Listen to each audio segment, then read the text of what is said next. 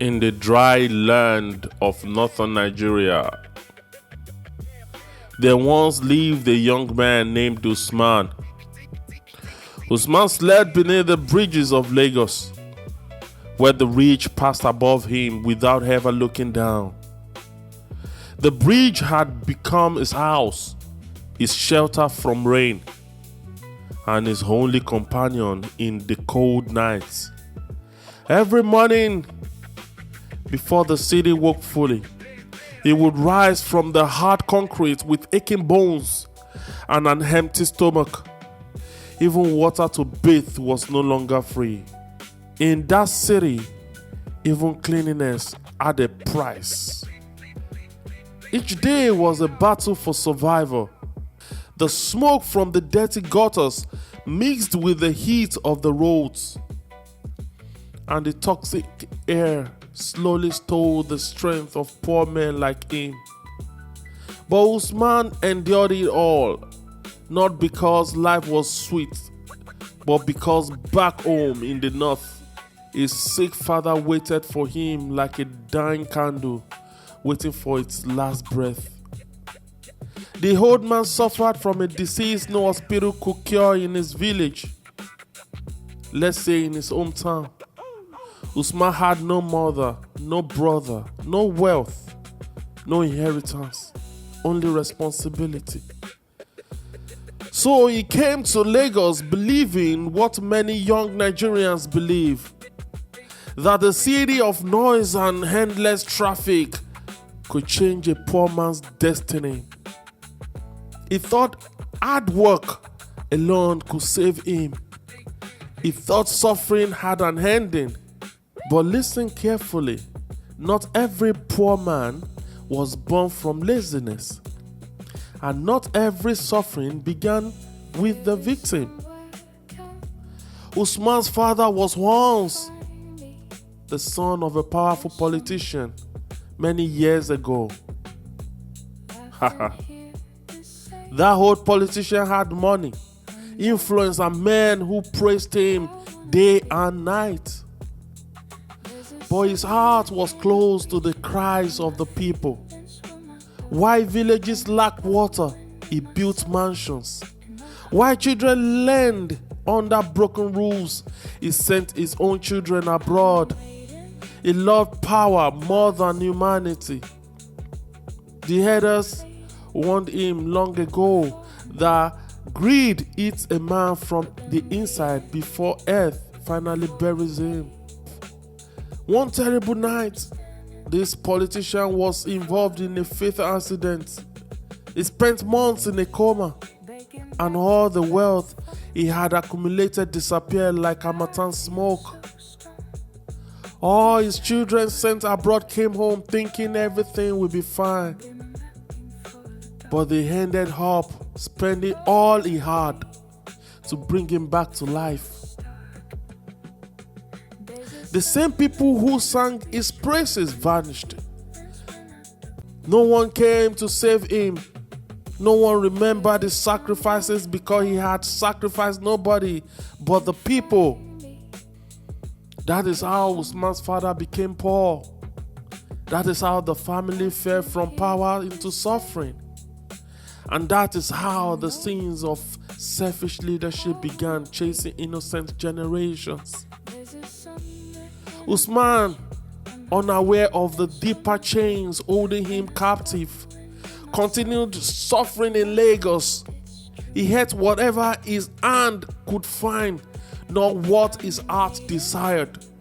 Hunger taught him silence. Poverty taught him patience. Nigeria taught him survival. Then one election season, he traveled back to his hometown in the north to vote. That night, his sick father called him close and spoke with the weak voice of a man who had suffered enough to finally understand the truth. He said, "My son," the old man said, "do not vote for a man simply because he speaks your language or comes from your village.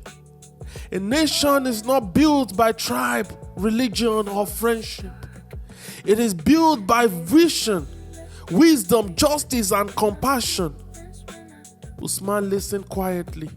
His father continued, "The mistake of our people is that we follow names instead of values. We protect politicians who protect only their bank accounts.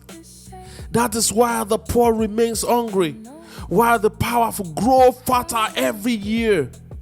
Good leadership is not always smooth, and true change does not come from blind loyalty." The room became silent except for the sound of the evening wind entering through the broken window. "My son," the old man whispered, "if you truly want a better Nigeria, you must reject those who feed on the suffering of the people." Those words entered Usman's heart like rain falling on dry land. That night, something changed inside him. He began to understand that the hunger in Lagos, the hopelessness in northern villages, the broken hospitals, the abandoned schools, the jobless youth sleeping under bridges, none of these were accidents. They were wounds created by years of selfish leadership and the silence of the people. From that day, Usman was reborn. He stopped seeing himself as only a victim and started seeing himself as a messenger. He began speaking to young people in motor parks, markets, and roadside gatherings. He started a movement called #LiberateOthers, teaching people that change begins when citizens refuse to worship corrupt leaders. A great nation is not built by who you know, but by what you know. A true leader's road is never smooth, but his heart must be for the people, not for his bank account.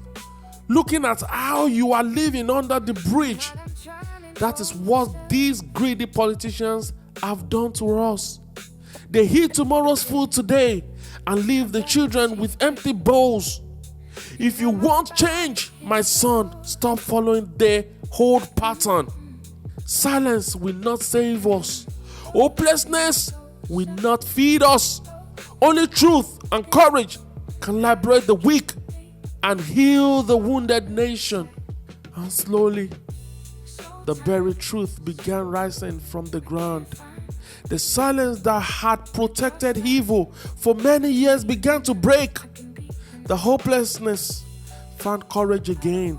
The weak found a voice again. And people finally remembered that a nation can only heal when its people stop selling their future to those who profit from its pain. So, Nigerians, whenever you see a hungry man sleeping beneath a bridge, do not laugh too quickly. Sometimes he is only carrying the consequences of leaders who love themselves more than their country. And remember this always: a nation does not collapse in one day. It collapses slowly when good people become comfortable with bad leadership, when the innocent have familiarized themselves with bad leadership. My fellow Nigerians, it is time to wake up and smell this bitter coffee. Enough of these illusions. We began this journey from an amalgamation that many now believe trapped us in a cycle of endless promises and postponed hope. The familiar slogan of "We go better," yet the better days we were promised still seems distant. And for many Nigerians, even the late 1990s felt more stable than this present era of hardship and uncertainty. The effect of the reality of education is liberation. The essence of knowledge is power. With these two, we become unstoppable in the face of tribulation.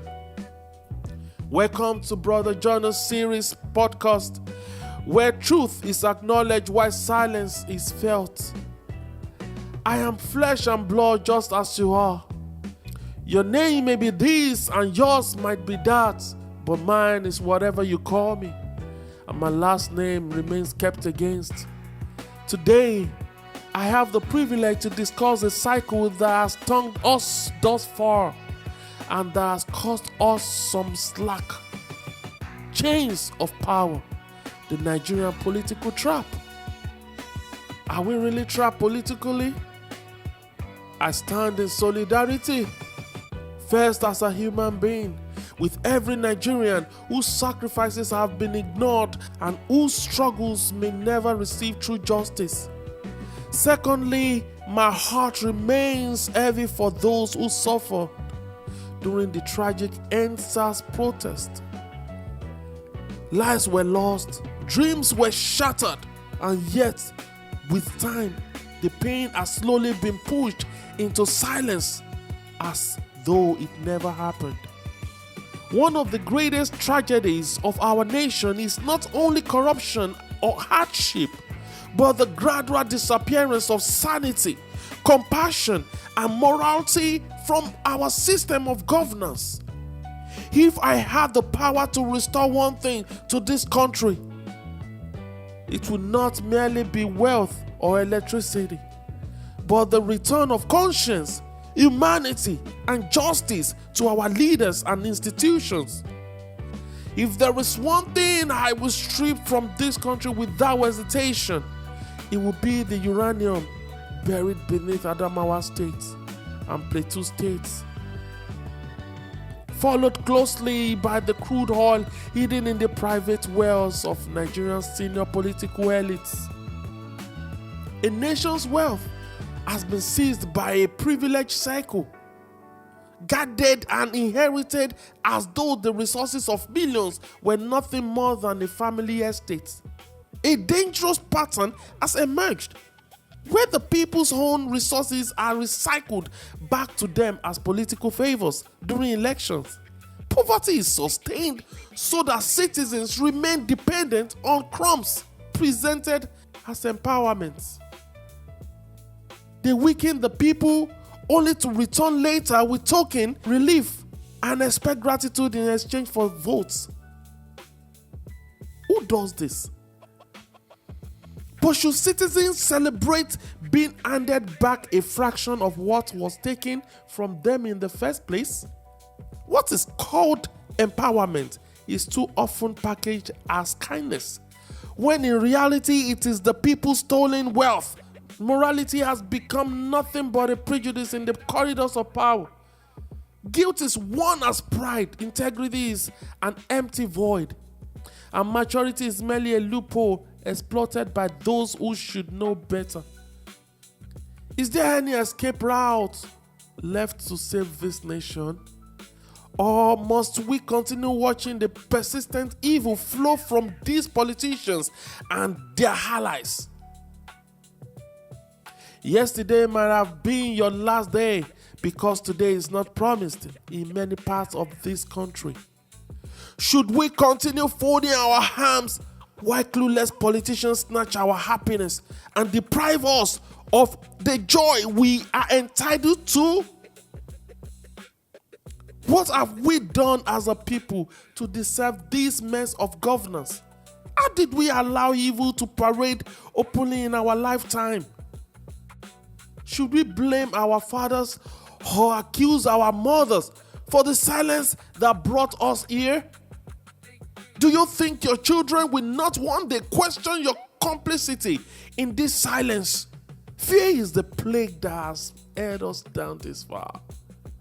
Even if by some miracle we get a savior as president, will the National Assembly and State houses of assembly suddenly turn to an angel? Since the First Republic, Judas has been giving birth to Judas. Yet we keep voting for the same set of Judases, hoping this time the journey will lead somewhere other than destruction. The road to ruin is not just a stone throw away. Why should any city be built on one end only to be enthroned by criminals? Why have we lost our collective conscience to a set of wicked individuals who embezzle our resources while we pretend everything is fine? Look at Ghana, South Africa, and other nations that seems to look down on us. Do so partly because they see how our so-called leaders feel entitled to the national treasury that is scarcely found in their entire kingdom. Accra is filled with hard-working Nigerians who no longer identify with the chaos back home because over there they taste a measure of peace and opportunity. When will we reach our own land flowing with milk and honey and abundance? We have a bit of hope as a nation, but we are the ones whose hope is stranded in uncertainty. Federal politicians preside over more than 200 million people, yet the intellectuals are constantly controlled and manipulated by the illiterates in power. Some leaders waste national time feeding their ambitions, while the rest of us suffer. They sit on our national heritage with no fear, scheming how to rig themselves back into office because the system permits it. These politicians are endorsed as corporate figures, but in truth, many are nothing but thugs and rogues who have long lost their conscience.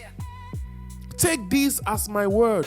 Sometimes the most beautiful house may be unlivable, while the forest brings genuine peace and joy. Sometimes the best hospital cannot cure a simple headache, yet a manger won't save the world.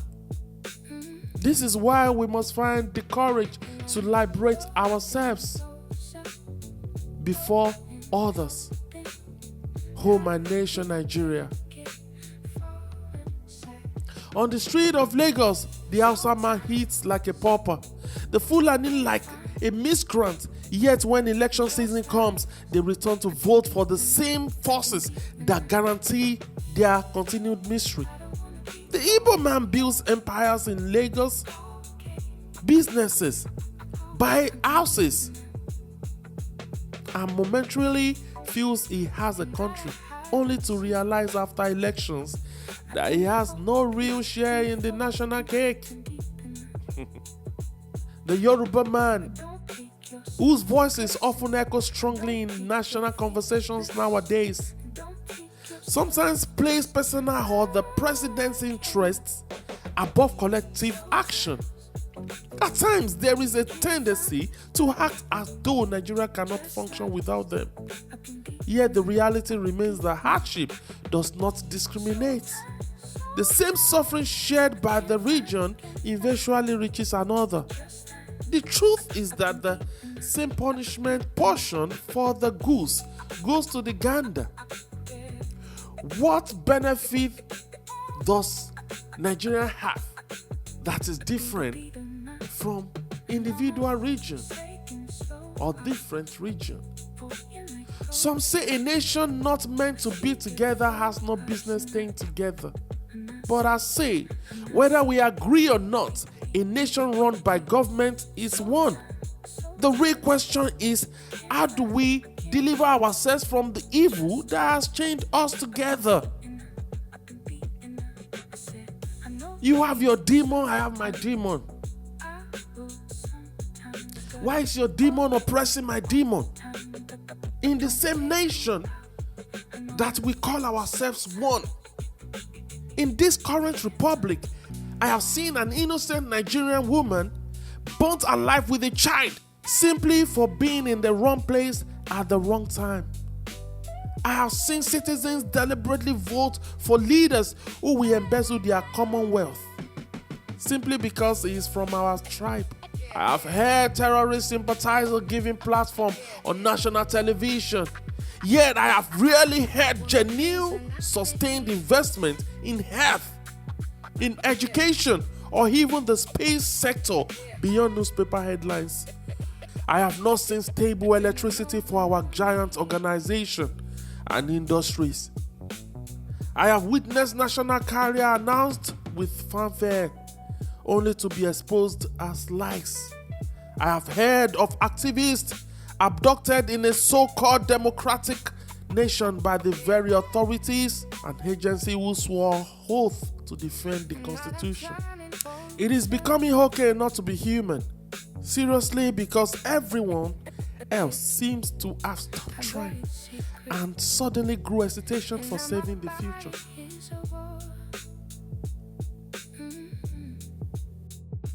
Some once began the fight with courage, but wealth found them along the way, and they slowly started drinking the same poison they once vowed to destroy, even dining with the corrupt system that was the same toxic he had forbidden.